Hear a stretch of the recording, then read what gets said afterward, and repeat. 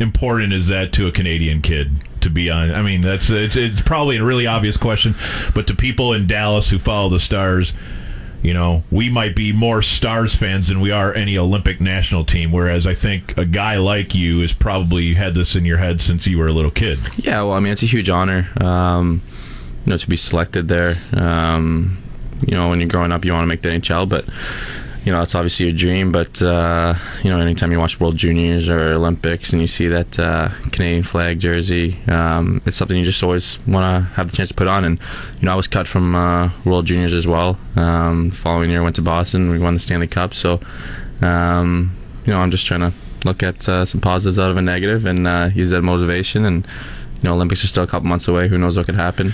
Seems like that's a big part of an athlete's life, though. Is fine, because we were talking with Brendan yesterday about being passed in the junior draft, wasn't picked. Passed in the NHL draft twice, wasn't picked, right, as an 18 and a 19. And he's worked his way all the way up here. And so it wasn't like any of that put him into a deep depression or anything. Instead, it's kind of the fuel that sometimes you might need on a lesser day just to use it. I don't know. Yeah, I mean, I guess so. I think, obviously the trade stuff gave me tons of motivation, not only just being traded, just things that were said. Yeah. We've been over this. And then, I think throughout this year, I obviously knew it was an Olympic year, and obviously going into this season, I wasn't on the radar. I didn't get invited to the camp, which was announced just after the trade happened. Talked to Jamie Benn without actually knowing him, just texting about the not being invited to the camp, and we both said we want to have good half the start to the season. And I think for me, I did that. I played totally. Yeah, I played well. I think statistically I'm right there. But this is Team Canada. It's the team. This is why it's so awesome to ever get the opportunity to play, because it's just so hard to make it. You can have 2 or 3 Canadian teams, or you can say that about the U.S. as well. So maybe not that. So when you said, the Olympics is a month away or something, anything can add. So there could be an injury, and they could add you late or something like that.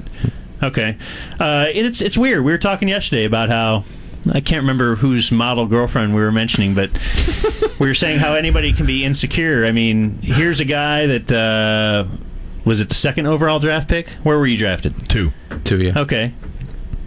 Millions of dollars. You're only 21. You've already got a cup. Yet there's everybody would think, man, your life is absolutely perfect. There's nothing wrong. You can't complain about a thing. And look, you can still wake up and complain about it. Look, I'm not complaining. No. But we're complaining for you. Eakin took your hat. There's always something. There's always something wrong with anything, right? Nothing is absolutely perfect. Never. Are you in a city like this? Are you able to go out and do whatever you want in terms of not being recognized, or even generally when you're on the road? We know occasionally Madonna would have to lay low in a foreign city just a little bit. Not that he ever did, I don't know, but yeah. There were places he would be recognized. No social media back then, though. Like yeah, a guy. That's true. But so what's life like on an off day? Do you lay low, or do you go see the city a little bit? I see the city a little bit. It depends on where we are sometimes. But New York, obviously, there'll be a couple people here and there, but it's not crazy. You know what's incredible to me? The overweight 43-year-old dude with a backpack who is camped outside or kneeling behind a bush. We will see these guys around. What is he doing behind the bush? He is waiting for a guy like Tyler Seguin to walk out so he can jump out and present him with a puck and maybe one of those silver Sharpies. Yeah, especially that walk from Nassau Coliseum. It was funny to walk over. You see the walk, yeah? And you see, they look the same. It's the same dude. The same but there guys are in every city. 25 of them waiting for you to sign something. And now you mentioned social media. I imagine they can tweet right away as to, They took a picture of Ben and I, because we walked out with our toques covering our face. Oh, you know what I did see? We walked right by you. I was wondering who that was. Okay. So they can't. It's incredible that I don't know. And I'm not. This is no slight to you, but what's a Tyler Seguin signed puck going to get me on eBay, or do they save it just for their vast? Do they have a wall? They sell it. Yeah. If they're getting 10 signed, they're not doing it for themselves. Yeah. Well, a lot of the. And do you care? Yeah. A little bit. Yeah, I mean, wonder how that makes. A lot of times, well, and then also if like, so say you sign for a couple, and then you see them later on, and then there'll be like new ones or something. They'll be like, oh, we weren't here this morning. You just keep walking. We're like, oh, we're going to the game, whatever. Then they'll start chirping you and start like making fun of you or something like that. Yeah, that's just how they are. But most of them sign it. The only thing I don't like is when they bring their kids and you still know, like you can always tell when the stuff is being signed to sell. Just like whether you can tell by the certain Sharpie they use and everything like that. But they bring their kids to get their kids to do it because you can't really say no to a kid.